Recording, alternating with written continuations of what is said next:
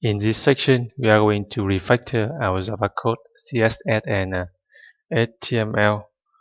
So, why we need to refactor?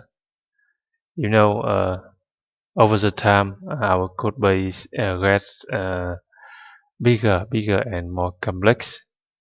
So, we need to refactor our code base occasionally to remove the duplicate code and to make the code better design and improve the application performance, and finally to make the code easy to maintain in the future.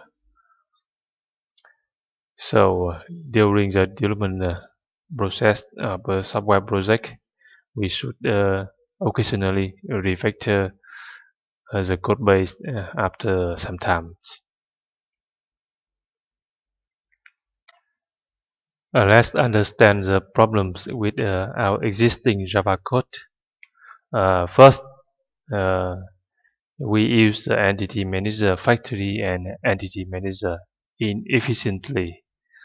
Let me show you why. You see our project, and let me open the JPA class. You see this is a base class for all DAO class.